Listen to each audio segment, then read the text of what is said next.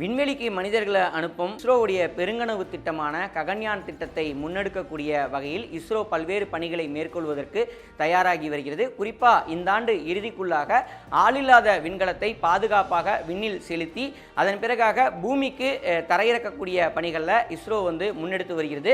அது மட்டும் இல்லாமல் இஸ்ரோ தயாரித்திருக்கக்கூடிய விண்கலத்தில் உயிரினங்கள், அதாவது மனிதர்கள் செல்லும் போது அவர்கள் பாதுகாப்பாக சென்று மீண்டும் பூமியை வந்தடைகிறார்களா என்பதை சோதிக்கக்கூடிய வகையில் ஈக்களை விண்கலத்தில் வைத்து முன்னோட்டமாக விண்ணில் செலுத்தி மீண்டும் பாதுகாப்பாக ஈக்கள் உயிரோடு பூமிக்கு திரும்ப வைக்கப்படுகிறதா என்பதை கண்காணிப்பதற்கும் இஸ்ரோ பல்வேறு பணிகளை மேற்கொண்டு வருகிறது.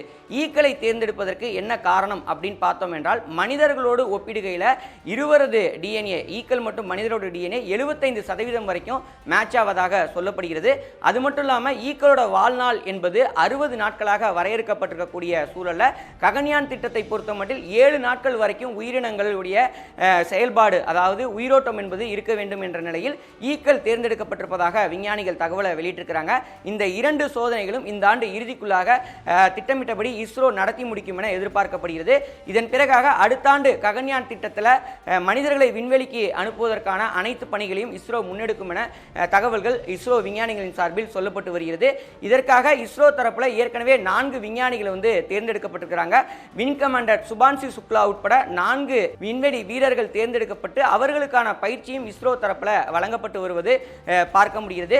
இந்த ஒரு சூழல்ல தான் இஸ்ரோவும் நாசாவும் சேர்ந்து ஒரு புதிய திட்டத்தை முன்னெடுக்கிறாங்க. ஆக்சியம் 4 என்ற திட்டத்தின் அடிப்படையில் ஃபால்கான் ராக்கெட் மூலமாக நாளைய தினம் 4 விண்வெளி வீரர்கள் சர்வதேச விண்வெளி மையத்திற்கு அனுப்பி வைக்கப்பட இருக்கிறார்கள். இதில் இஸ்ரோவுடைய ககன்யான் திட்டத்தில் தேர்ந்தெடுக்கப்பட்டிருந்த சுபான்ஷு சுக்லாவும் ஒருவராக பார்க்கப்படுகிறார். அவர் நாளைய தினம் அமெரிக்காவுடைய புளோரிடா மாகாணத்தில் இருந்து சரியாக ஃபால்கான் 9 ராக்கெட் உதவியுடன் மாலை சரியாக 5:52 மணி அளவில் போலந்து மற்றும் ஹங்கேரி நாட்டை சேர்ந்த 2 விண்வெளி வீரர்களோடு சேர்த்து 4 பேர் குழுவாக அந்த சர்வதேச விண்வெளி மையத்தை நோக்கி பயணிக்க இருக்கிறாங்க. இந்த பயணத்தை பொறுத்த மட்டும் பார்த்தோம் என்றால் 60 வகையான சோதனை என்பது சர்வதேச விண்வெளி மையத்தில் மேற்கொள்ளப்பட இருப்பதாக தகவல்கள் என்பது சொல்லப்படுகிறது. 2 வார காலத்திற்கு சுபான்ஷு சுக்லா, இந்தியாவைச் சேர்ந்த சுபான்ஷு சுக்லா பல்வேறு ஆய்வுகளை மேற்கொள்ள இருப்பதாக தகவல்கள் வெளியிடப்பட்டிருக்கிறது. நாளை மாலை சரியாக 5:52 மணி அளவில் ஃபால்கான் ராக்கெட் உதவியோடு ஸ்பேஸ் எக்ஸ் உடைய ட்ரூ டிராகன் கேப்சூல் மூலமாக அவர் விண்வெளி செல்ல இருப்பதாக தகவல்கள் என்பது வெளியிடப்பட்டிருக்கிறது. இத்தகைய ஒரு சூழலை தான் இஸ்ரோவும் நாசாவும் சேர்ந்து அந்த விண்வெளி பயணத்திற்கான பணிகளை மேற்கொண்டு வருகிறது. இஸ்ரோவுடைய தலைவர் நாராயணன் உட்பட 16க்கும் மேற்பட்ட அதிகாரிகள் மற்றும் விஞ்ஞானிகள் நேரடியாக சென்று பல்வேறு ஆலோசனைகளையும் பல்வேறு அறிவியல் சார்ந்த கருத்துக்களையும் பரிமாறி இந்த திட்டத்தை முன்னெடுத்து வருவதை நம்மால் பார்க்க முடிகிறது. குறிப்பாக நாசாவும் இஸ்ரோவும் கைகோர்த்திருப்பது இந்தியாவை சேர்ந்த விண்வெளி வீரர்களுக்கு பல்வேறு விதமான பயிற்சிகளை பெறக்கூடிய வகையிலும், அதேபோல் இந்தியாவுடைய கனவு திட்டமான ககன்யான் திட்டத்தை நிறைவேற்றக்கூடிய வகையில் பல்வேறு விதமான ஆலோசனைகளை பெற்று ககன்யான் திட்டத்தை வெற்றிகரமாக விண்ணில் செலுத்தக்கூடிய வகையிலும் இது ஒரு முன்னோட்டமாக இருக்கும் என எதிர்பார்க்கப்படுகிறது. குறிப்பாக சுபான்ஷு சுக்லாவை பொறுத்த மட்டில் பார்த்தோம் என்றால் இந்தியாவை சேர்ந்த 2வது வீரராக விண்வெளிக்கு புறப்படுகிறார்.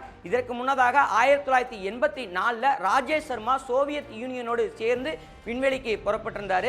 இப்படிப்பட்ட ஒரு சூழலை தான் இந்தியாவை சேர்ந்த 2வது வீரராக தற்போது விண்வெளிக்கு சுபான்ஷு சுக்லா செல்வது ஒரு குறிப்பிடத்தக்கதாக பார்க்கப்படுகிறது. இது மட்டும் இல்லாமல் விண்வெளி செல்லக்கூடிய சுபான்ஷு சுக்லா அங்கு இருக்கக்கூடிய சர்வதேச விண்வெளி மையத்தில் இருக்கக்கூடிய நபர்களுக்காக தான் பாதாம் அல்வா, அதே போல் பாசிப்பருப்பு அல்வா உள்ளிட்ட இந்திய உணவு வகைகளை தேடி சென்று வாங்கி அவர்களுக்கு பரிசளிப்பதற்காக எடுத்துச் செல்வதாகவும் அவர் குறிப்பிட்டிருக்கிறார். திட்டமிட்டபடி நாளைய தினம் இந்த ஆக்சியம் 4 திட்டத்தின் அடிப்படையில் இஸ்ரோவும் நாசாவும் இணைந்த ஒரு கூட்டு முயற்சியாக இந்த 4 சர்வதேச விண்வெளி வீரர்களும் விண்ணில பறக்க இருக்கிறாங்க. குறிப்பாக சர்வதேச விண்வெளி மையத்தில் 2 வார காலத்திற்கு, அதாவது 60 வகையான சோதனைகளில் ஈடுபட இருப்பதாக தகவல்கள் வெளியாகி இருக்கிறது. இது ககன்யான் திட்டத்திற்கான ஒரு முன்னோட்டமாக இந்தியாவுக்கு ஒரு மிகப்பெரிய ஒரு உதவியை வழங்கும் என எதிர்பார்க்கப்படுகிறது. இதற்காக இந்திய அரசும் சுபான்ஷு சுக்லா சர்வதேச விண்வெளி மையத்திற்கு செல்வதற்காக 550 கோடி அளவில் செலவுகள் செய்திருப்பதாகவும் தகவல்கள் வெளியிடப்பட்டிருக்கிறது.